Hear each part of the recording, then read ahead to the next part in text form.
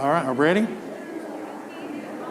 Okay, we're ready to go, I think. I hate to interrupt this good fellowshipping.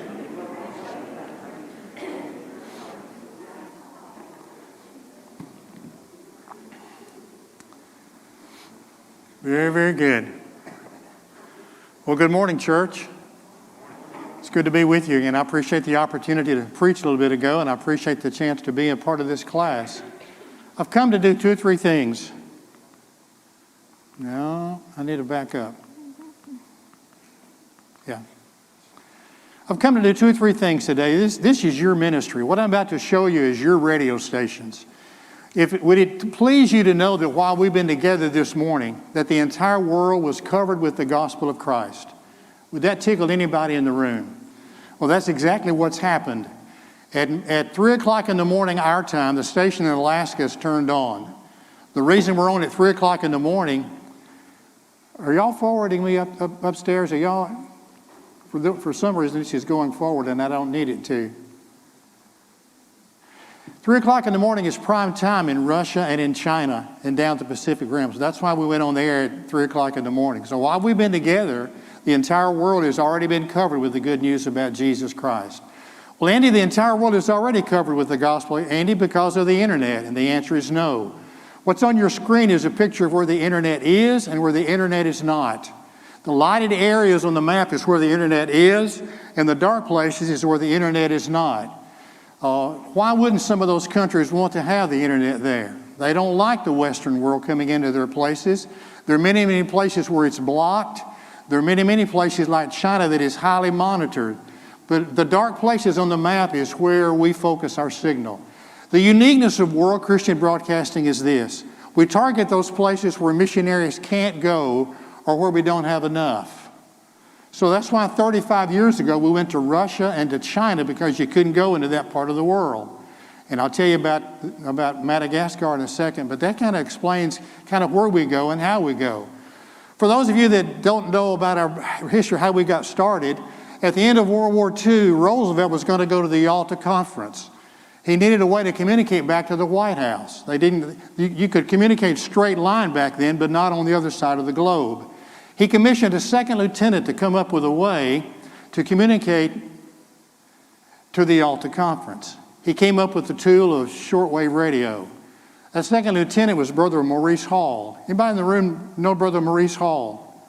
I don't travel anywhere I don't meet somebody that doesn't know Brother Maurice Hall. Brother Maurice Hall was that second lieutenant. He came up with the means of shortwave radio. How many in the room have a shortwave radio? 3 or 4. How about AM, FM? How many have AM, FM? We all got that.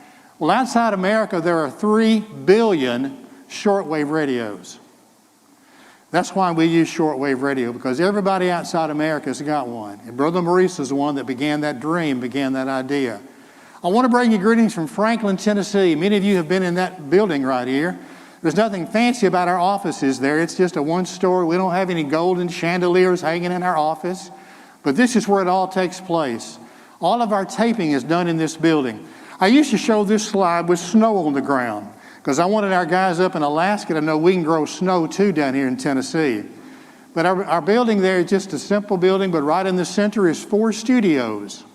And we do all of our taping of all of our programs in this particular studio. I've got copies of this map on the table in the lobby if you'd like to have a copy. But this kind of shows why we are where we are. As I said 35 years ago, we couldn't go to Russia and China, so that's why we went to Anchor Point, Alaska. In Anchor Point, Alaska, we're able to blanket all of Russia and all of China. I apologize. Either the machine upstairs is taking the slides forward. I don't know if that's the case, so that's why I'm having to go forward and come back. So that'll keep us awake for the next hour for sure, but that's why we're doing that. If you look at Anchor Point, Alaska, and you see arrows going over to Russia and China, that's why we went to that particular part of the world to build an $8 million station, and it's all paid for. Would you please react to that? This is your station I'm about to show you from Anchor Point, Alaska. We cover about 2/3 of Russia, about 2/3 of China, and down the Pacific Rim in English. We're on the air about 30 hours every day in 7 different languages. These are 5 of our guys that do our programming. They are based in Franklin, Tennessee. They do our taping here.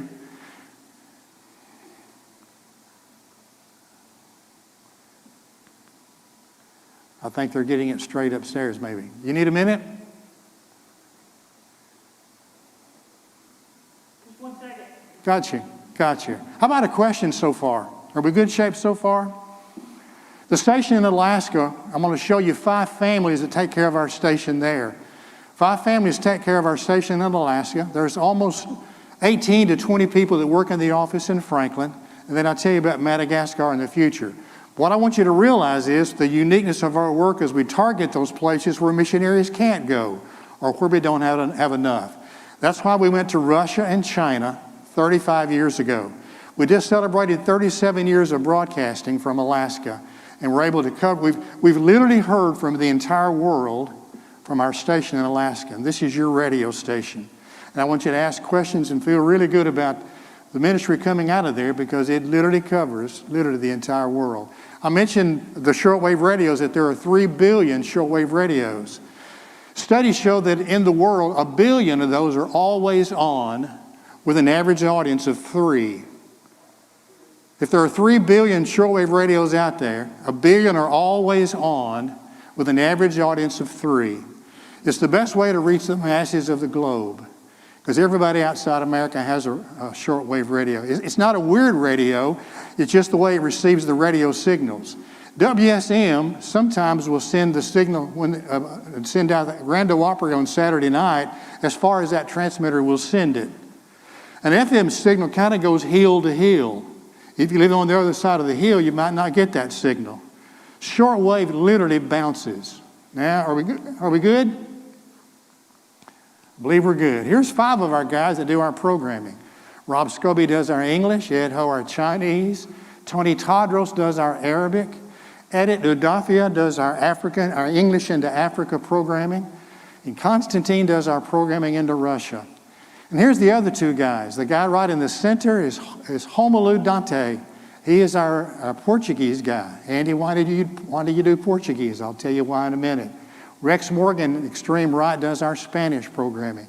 That's our 7 languages that we use. That's our 7 languages that we use to cover literally the entire world. There's our folks here in Franklin. You may know some of those folks. And let me welcome you to station KNLS in Alaska. Andy, why K? We're met west of the Mississippi, only by just a little bit. There's a sign within about a mile of this building that says, you're on the furthest west highway of North America. That's how far west we are. But I want to welcome you to station KNLS. When you're broadcasting internationally, you can't use your company name. So we are known all over the world as the station NLS, New Life Station. The building that you see in the background is where all of our equipment is in Anchor Point, Alaska. There's our 5 families that take care of our station in Alaska. And here are your antennas. This is your radio station. You have blessed us with continuous, regular support for a long, long time. I want to give you a thrill. I want to give you a chill bump or two to realize what's happening every day from this station. What you're looking at is 2 curtain antennas. You see the 3 towers, and you see the curtain in between those towers. There's not three antennas there, there's 2 antennas there. When you realize the curtain is what the antenna is. What you're looking at is 6 acres of wire hanging up in the air. If you laid that structure down on the ground, it would cover 6 acres of ground. Standing up, it sends out a signal of 32 million watts of power. You can stand in front of these antennas when they're on and hold a fluorescent bulb, and the bulb will glow. We're not sure what it does to your heart, but it'll make a light bulb glow. These are your antennas in Alaska, and they're all paid for. Would you please react to that? And that's a God thing. That's totally a God thing. But from these 2 antennas, we've literally heard from the entire world. Notice the 2 towers on the right are painted, and the other one is lighted. You either got to paint them or light them. We built the one with the 2 towers that are painted. We built this one back in 1983. We decided a few years ago to put up another antenna, so we put up a tower and strung another curtain antenna to that one. But you notice that you either got to light it or paint it. One of our neighbors told us and complained that we were keeping him awake at night with all of our lights. We told him we could solve that with a $10,000 contribution. That's how much it takes to paint a tower. His conclusion was, I think I'll go to Walmart and just get thicker blinds. So that's what he did. But from these two antennas, this is holy ground. Because from this spot, the entire world has been listening and learning about Jesus for 37 years. How about a question? Is it safe? I mean, as far as not medically safe, but is it safe from vandalism and things like that? Question is it safe from vandalism? And the answer is true. We really have a good relationship with our community. When we first went there, some of the environmentalists did not want us up there. They said these antennas, they're going to hurt wildlife. One of the funniest ones was, it's going to cause the salmon industry to die because salmon are going to start swimming downstream instead of upstream. We get along great with our community, and we haven't had a problem with that. The main issue we have in Alaska is wind. Not ice, not snow, but wind. Well, Andy, it's a curtain. Well, that curtain captures wind. Well, at the base of each one of the towers, there's about 4 concrete wheels stacked on top of each other. They're about the size of tractor wheels. A cable is attached to those to the tower and to the antennas so they won't blow away. Kevin has seen those concrete wheels about 16 inches off the ground.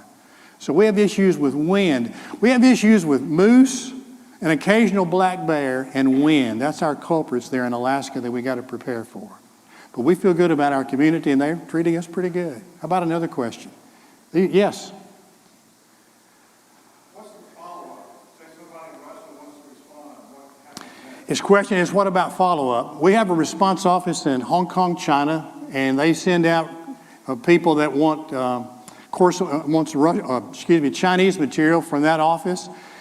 Su Ka-min, who preaches for the Wan Chai Church in Hong Kong, disappears on Sunday night. He'll work with the underground churches during the week in mainland China. So when we have contact with listeners, we know of the closest church where they are to plug them into those particular churches. We have a Russian response office in St. Petersburg, and they'll do the same thing with our Russian listeners. Our Spanish and our English into Africa, we'll plug them into World Bible School. There are some places we know we're never going to hear from our listeners just because of where they live. There are many, many places, post office, what's a post office? And there are many, many places with that first map that I showed you where the internet is not available. So there are some places that we won't hear from listeners, like many places in the Middle East, because it's against the law to even do what we're doing. So we try to plug them into the closest church we know about, and we've got response offices and World Bible School that we'll plug folks into. Great question. How about another question? These are your radios. This is your station. How about people in India, Madagascar? How do we reach them in their language? Can I mention it when I bring up Madagascar? And don't let me forget it either. We'll come back there. This is Alaska. I want you to see your station there, and it's all paid for. And for 37 years, from this holy ground, we've been covering the entire world with the good news of Jesus. Right now, 8 hours in Chinese, 3 hours in Russian, 5 hours in English every day. Our guys prepare an hour block of programming every day in 7 different languages. In Franklin, Tennessee, 49 fresh hours are produced every week. Would you please chew that up and think about the enormity of that job? 49 hours every week of brand new programming in 7 different languages. Let me welcome you to Madagascar. Madagascar, why in the world did you go to Madagascar? I'll take you to this map again. Remember I told you the uniqueness of our work is to take the gospel where missionaries can't go. 37 years ago, our missionaries couldn't go to Russia or to China. Now we felt like the next area of the world that needed to hear the good news about Jesus was the Middle East. Would anybody in the room agree with me that part of the world needs to learn about Jesus? That's why we went to Madagascar. We went to Madagascar for another reason. The president of Madagascar gave us 84 acres of land. Will you please react to that? The president of Madagascar gave us 84 acres of land. Well, how in the world did that happen? It's a God thing, totally a God thing, how we got there. We visited Mauritius, we visited the Seychelles, but Madagascar worked. And then that president offered us 84 acres of land. And what I'm about to show you is that 84 acres of land. You see Madagascar on the map, and you see arrows going north and east and west. We have 3 antennas in Madagascar, and I'm about to show you that in a unique way in just a second. The antenna that's aimed to the east blankets Australia. Australia gets it from both directions. That main antenna takes the gospel to India. We get a lot of response out of India. We're getting a lot of letters and emails out of India. That one antenna is mainly aimed at India. How many folks live in India? Just 1 billion. Just 1 billion. They're about to overtake China as the largest populated country in the world. That's why we went there, and that's why that antenna is aimed that direction. The second antenna is aimed directly north. It blankets all of the entire Middle East. The 2 red lines on the map is the 1040 window. 10-degree, 40-degree latitude on the map. 97% of the world's unchurched live between the 2 red lines. 97% of the world's unchurched, people that don't know about Jesus, live between the 2 red lines. That's why we went to Madagascar. We're able to drop a very, very powerful, clear signal all over the entire Middle East. And then the third antenna is aimed to the west, and we blanket all of Africa. Well, Andy, what languages do you use in Africa? We use what we call English for Africa. There are 10 main languages in Africa, but no more than 10% of the people speak any one of those languages. So if we did Swahili, which is the most popular language there, 90% of our audience wouldn't understand the message. So we use what we call English for Africa. You don't want a guy from Middle Tennessee doing programming into Africa. That's why we use the missionaries we know of in Africa to do the voicing of the programs for us. And Edith Udafia is our senior producer of programming into Africa. Then the Lord gave us something we didn't know we were going to get. From Madagascar, we're able to bounce the signal on the water in between Madagascar and Zimbabwe. We're able to bounce a signal right there on the water, and we bounce a signal over Africa and blanket South America. For those on this side of the room, we can bounce the signal over Africa and blanket South America. We didn't know we were going to get that.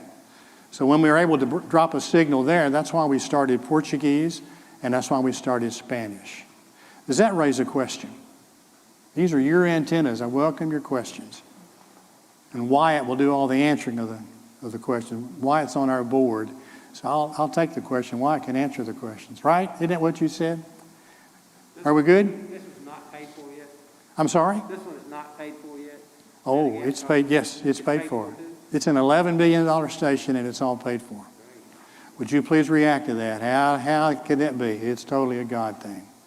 But from the 2 antennas in Alaska and the 3 antennas in Madagascar, the entire world is covered every day with the good news about Jesus. Does that tickle anybody in the room?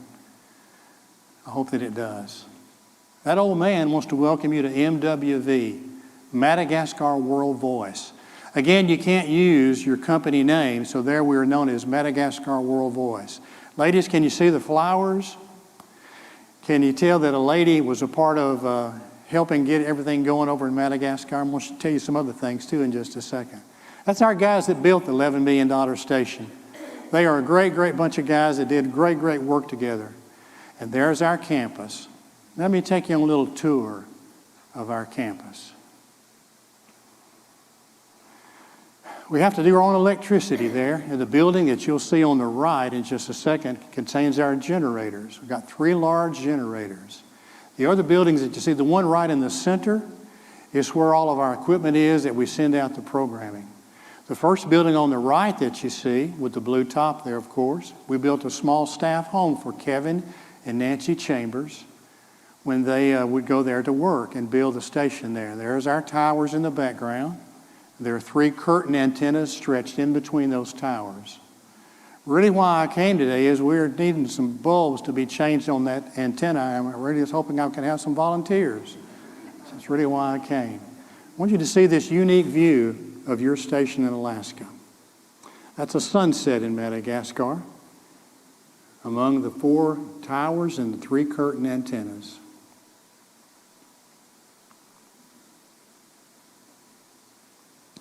Can you tell by the brownness our main issue in Madagascar? fire. Fire is our main issue in Madagascar. We're going to get in a Ford truck and go out to the antennas. You see the wires on the left? They're connected to the station, and these wires take all of our programs out. I'm going to show you where it's connected out to the antennas. You can kind of see a pattern to the antennas coming up there.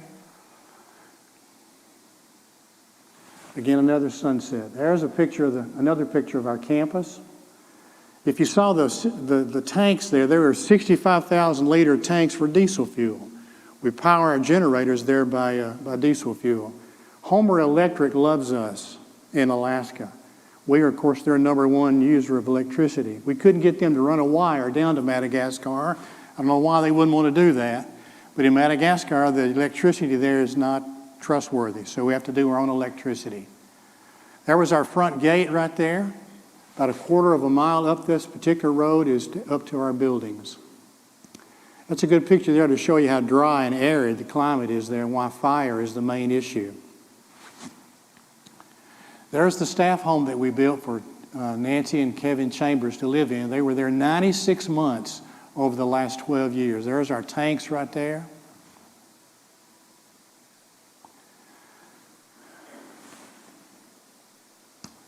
And there is in another sunset with our towers. You don't move the antennas, but you can skew the signal 15 degrees 4 times in each direction. I'm in Russia now. I'm in another part of Russia, and I'm in China. How about a question of the tour? Pretty good tour? You've taken a tour of the Madagascar station. How about a question about your station? What's your security there? What is our security there? And we do have security there because it is a third world country. We'll show you the front gate. In fact, that may be the next slide. Well, okay, let me tell you something. Back to your question. We do have security there at 2 different places. We got a front gate, a guardhouse, and with 2 gates, we'll open one. If we don't like how you look, we won't open the other one. Everybody that goes through gets wanded, including the president. Every vehicle gets the mirror underneath, even the one the president was in. We really take security an issue there, and it's on another side on campus because it really is a third world country. Yeah. Mm-hmm.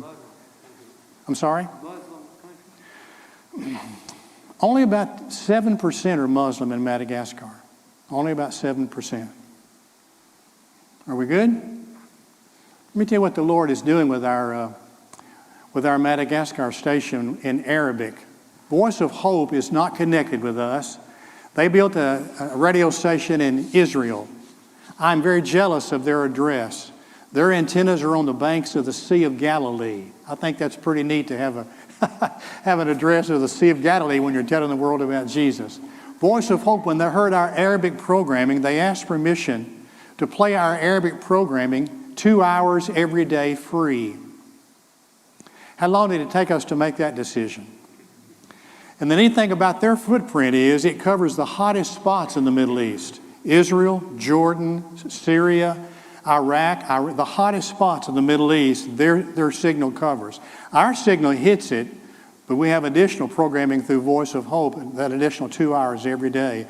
They tell us that our programming is the most popular on their station, and they're very complimentary of our tone and of our content of our Arabic programming. There's our front gate. We don't like how you look, we won't open that second gate to you. Built 1.5 miles of fence around the property. Back to your question about security. Andy, why would you build 1.5 miles of fence around the property? Madagascar has pretty loose squatter right rule. Can you translate that, squatter right rule? That's good. They have a rule, kind of, if you squat in front of something 20 minutes, you can claim it as yours. So we didn't want anybody squatting in front of these antennas and claiming that as home base. So we built 1.5 miles of fence around the property. I took that picture as I walked up the road to those antennas, but you saw a better view a moment ago with the tour. That's our main building right there. That was taken several years ago. I want you to see what the building looks like before the greenery did that. Why in the world would you want to have a lot of greenery up against your building? Well, it's 105-degree heat most days in Madagascar, so therefore we wanted to have that. I'm going to take you in that front door right there. We'll take you inside that front door right there, because here's where it all takes place. You see the guy in the white coat, or in the white shirt there opening the door, that's Kevin Chambers. He built the second antenna in Alaska. He built everything you saw in Madagascar. Kevin is about ready to retire next year. Kevin is a tremendous godsend. You see the lady in the pink top, that's his wife, Nancy. Ladies, I want to tell you about Nancy. Nancy's a pioneer woman. Nancy birthed 2 boys, lived in a 2-room cabin without running water for a few years in Alaska.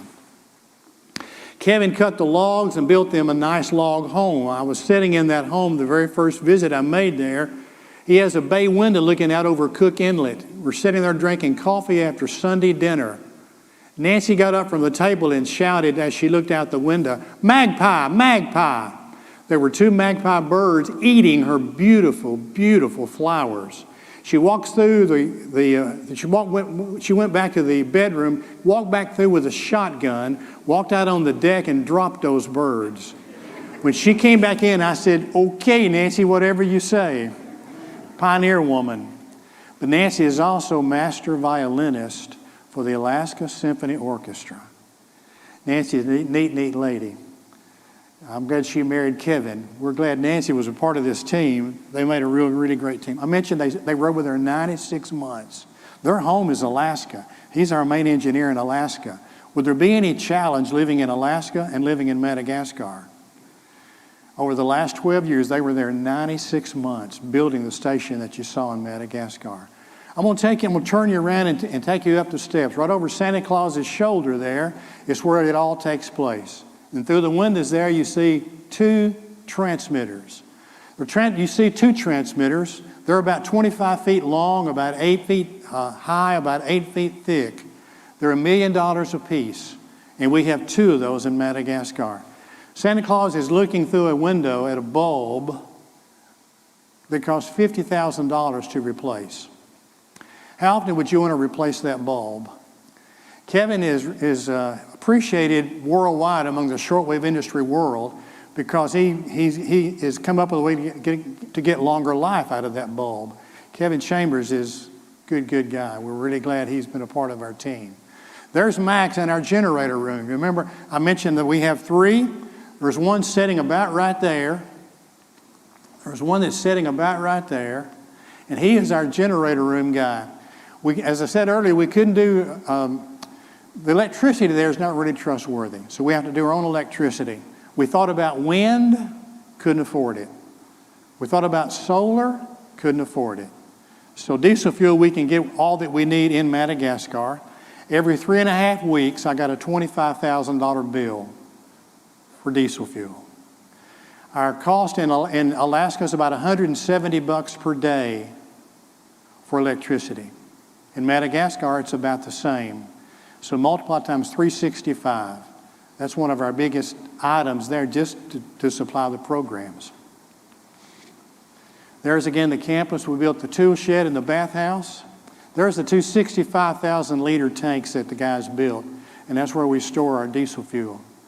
Those wires I showed you a moment ago by the truck, those wires take the programs out to that box, and then that box sends it to the right antenna. I need everybody's eyes here for a second. Here's really what you're looking at. Here's what the antenna looks like. It's really a 2-sided set of wires. You don't move the antenna, but you can skew the signal 15 degrees 4 times in each direction. These antennas are pretty incredible. Let me ask a question. Is this a little bit bigger than you thought it was? Is it a little bit bigger deal? We're not a little fly-by-night organization. We are highly respected in the shortwave industry world because of our equipment, because of our infrastructure, and because of the work that these guys put out. Our 7 senior producers, I told you, put together 49 fresh hours of programming every week. Other shortwave stations, they'll have 5 guys per language, and they don't produce programs. They just sell time. They can't believe that we do what we do at the station there in Alaska. Shows you the size of the tower. That's Kevin and one other guy working inside the tower. By the way, we're looking for volunteers to change some bulbs for us. Would anybody like to volunteer Wyatt to go over and change those bulbs? You want to volunteer Wyatt to change those bulbs. There's our towers and there's our antennas. World Christian Broadcasting is not about wires. It's not about antennas. It's about people. We're not about wires. We're not about antennas. We're about people. Here are some of the names of the people that you have helped teach them about Jesus. We're not about antennas. We're not about wires. We're about people. And there have been great results from our programming literally all over the globe. I don't know what countries stir your heart. I don't know what country stirs your heart. But I want you to see the countries we've heard from, that we continue to hear from on a regular basis. Again, I don't know what stirs your heart. But these are the countries we hear from on a regular basis. We've got a website for each one of our languages, and they're very, very active. The Russian website now has over 7,000 unique visitors every month to their website. Let me tell you what the Chinese, you don't even know this, Wyatt. The Chinese guys last Thursday, launched. They've been recording the reading of the Chinese Bible, and they put it on our website. And now the entire world can go to our websites and see the Bible in Chinese. They've been spending a lot of time getting that ready. They launched it Thursday. By Friday, they already had 250 people that had already found us and began reading the Bible in Chinese. Does that give anybody a little chill bump? Who knows what the Lord's going to do with that? And our Spanish guys, they have developed an app so the guys in Latin America can put it on their iPhones and hear our programming through that particular means. There's a lot of ways that folks are learning about Jesus that God is blessing. Here's how I'll close. There's our challenge, and there is our opportunity. And there's antenna 1, and there's antenna 2, and there's antenna 3. From Madagascar, antenna 1, antenna 2, antenna 3. Does that give anybody in the room a little chill bump? To know that every day the good news of Jesus is literally covering the entire world with the good news about Jesus. These are your antennas. This is your radio stations. You've got 2 antennas in Alaska blasting the good news of Jesus. 3 antennas in Madagascar throwing out the good news of Jesus. About 30 hours every day with the good news of Jesus. I need everybody's eyes and mine right quick. Thank you. Thank you. Thank you. And to God be the glory for the opportunity to literally cover the globe with the good news of Jesus. How about a question about your antennas? Yes. How would a person know about it, find the schedule for the day, to know what to listen to? How do people find us? The shortwave, people that have shortwave, and I mentioned there's 3 billion, they're always looking for good quality programming. Therefore, it's important that our programming have good quality and good sound and good clarity. That's one way we find folks. In other places of the world that have the internet, they'll Google different topics. And our guys have written articles that are appearing in the top 10 of articles. Edward Short did 6 programs a couple years ago in Chinese about baptism. We went to a search engine, which tells you the popularity of certain programs. His was in the top 15 worldwide, where there were 15 million articles written in Chinese about baptism. And Edward Short was in the top 15. So that's another way that our folks find us. Those are the 2 main folks. And also in many, many countries, when they meet in groups, in third world countries, I'll use that as an example. The community meets down at the river to wash clothes. They'll discuss what they've noticed. That's another way that our programming gets out to folks. A lot of different ways. We mentioned this too.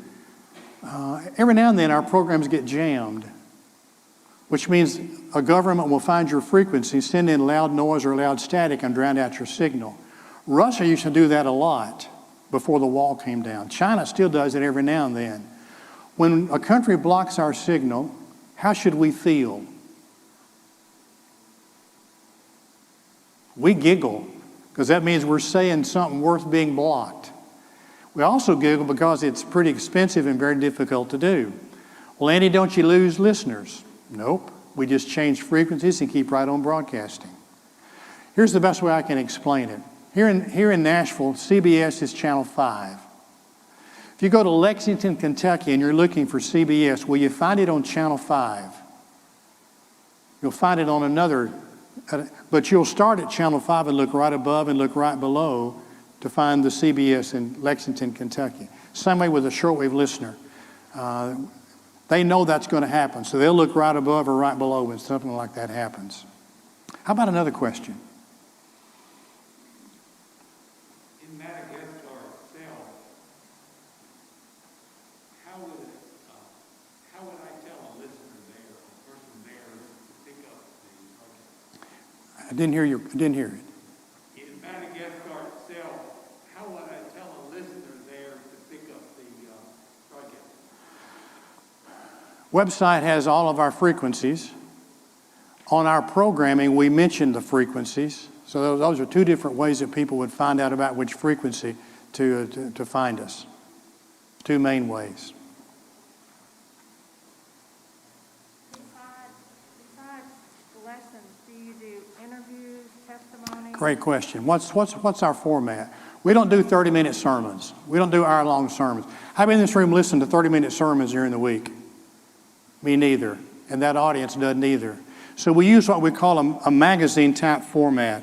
You go to a doctor's office and get a magazine, and with every page it's a different topic. It's a different topic. That's how we do our programming. Our programming, each one of our programs, are 3 to 8 minutes in length. We do a variety type of programming.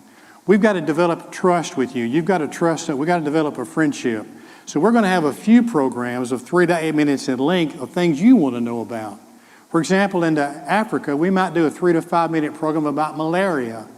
Well, why would you do that? Because that's an issue there. We might do a 3 to 5 minute program about AIDS. Why? Because that's an issue there. Of an hour block of programming, it's our goal to have 40 minutes of that religious. And the other minutes is to develop that trust relationship. We're not a bebop radio station. But we're not opposed to playing a carefully chosen song that's popular in your country. About 70% of all Muslims are under the age of 25. 70% of all Muslims are under the age of 25. How am I going to get a teenager to listen to my station? What's the magic? What would be the hook? Music. We're not a bebop radio station, but we're not opposed to playing a carefully chosen song, because you'll listen to that. Because right after that, you're going to hear a story about Jesus. You're going to hear an a cappella song. On Thursdays, they let me do a program. I do a program about prayer, and then I do a prayer.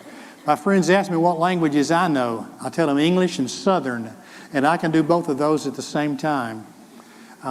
So it's a magazine-type format. We never want to get top-heavy with programs just about things you want to know about. Each one of our guys, they do different type programming depending on the need. A Russian listener. Russians were raised in an atheistic society. So our programs into Russia would need to focus on what? Existence of God. Archaeology, they would prove the existence of God. The inspiration of the Bible, heavy in those areas. We don't have to convince Africans there's a God. They believe in 25 gods. So it's a different type of a program. So our guys study what's going on in the areas of the world that's going to get their programming. Our guys can control the trajectory of the signal and bring that language in exactly where it needs to be. So our guys study what's going on in the areas of the world that gets their programming, and then they'll come back and plan programs to meet those particular needs. And the world, we get great response back from our world liking that format. I need some head nod. Does that format make sense? Good shape with that? It works. It just really works with the audiences in the world. Was that the bell to say quit? 5 minutes. How about another question then? This is your station. This is your station. Any plans for the future? Plans for the future. We don't have to build any more antennas. The 5 antennas we've got has got the entire world covered. Each one of those antennas can do 4 simultaneous broadcasts. So we've got plenty of equipment to use to add, go in other directions. We don't have to build any more antennas. The next goal is to add languages. Let me ask you, what language might need to be the next language that we add? Hindi? We do 6 of the top 10 population-wise languages. The other 4, one is Hindi, one is Bengali, spoken in India. There's another Indian language that's spoken there. Then I was surprised to see the list that I noticed that in the top 10 was Japan or Japanese. We've had our focus, and we've been praying a lot about North Korea. The only thing that kook cannot keep out of his country is a shortwave radio signal. He can keep Bibles out. He can keep religious materials out. He can't keep the radio signal. You see, it doesn't stop at the border, and he can't keep it out. That's one language that we're praying about. Would anybody in the room agree with me that North Korea might need to hear the gospel? If we could find congregations or individuals that would say, we will adopt that, we will adopt North Korea, that would be tremendous. But that's one of the next languages. But Hindi is also on the list. And the other 2, one is Bengali, and the other is a language also spoken in India. So that's our future. That's our focus going forward. Now, the infrastructure of our stations, we've never been stronger. So now we can focus on adding languages going forward. But it costs, every time you add an hour, I told you about the cost, electrical cost and diesel fuel cost. It goes up. $170 a day would increase because of adding an hours. But pray about that. Would you put that on your prayer list? In fact, on the table in the lobby are some cards that I wish about 15 of you would pick up. Every day at 9:45, we stop and pray about our programming. If we've got the ears of the world, we need to be saying what the world needs to hear. So every day at 9:45, we stop and pray. Would you pick up one of those cards? And would you put it where you pray, or maybe put it in your Bible? And if you can pray with us at 9:45, if you'll trust me with your email address, I send out kind of 3 bullet points of things that we're praying about that particular day. I won't give out your email address. I'll protect it. But if you'd like to be a part of that mail out, you can see very specific things we're praying about every day. I've got a bank teller that's on that list, and she tells me, Andy, I'm not sure I can pray with you every day at 9:45. Can you imagine going up to her station? Excuse me just a minute. I got to pray before I take care of your needs there. But if you pray with us at 9:45, we'd love to have you a part of that. And that's on the table out on the lobby to the right. There's some newsletters there. If you don't get one, I'd love for you to pick up one there. And I want to thank you for just the opportunity to be here. I hope you feel good about your stations. It's literally covering the entire world with the good news of Jesus. And you are definitely a major part of that. Let's pray together, and then we'll visit with our mask on and our social distance. Let's pray. Lord, thank you so much for Jesus and for the opportunity of sharing his story and his message and really sharing about him to the entire world. I pray today, dear Lord, for those boys and girls who for the first time will hear the sweet name of Jesus. I want to pray for those places in the world that they had to meet today in secret because it's against the law to assemble to worship you. I want to pray for those, dear Lord, who are in prison today because they've been trying to share the message of Jesus in their communities. I pray for your people scattered all over the globe. I'm thankful, dear Lord, that we are able to be together today and doors can be unlocked and we can be together, and we're just thankful for this opportunity. And I thank you for this good church and for this church helping us cover the globe with the good news about Jesus. Now bless us to love the souls of those that live across the ocean, but help us also to love the souls that live across the street. And we thank you for a wonderful message about Jesus, that we've got good news to share, and help us as we do that. Bless our families during this crucial time, and we thank you so much for your blessings. It's in the powerful name of Jesus we pray. Amen. Thank you all very much, so much.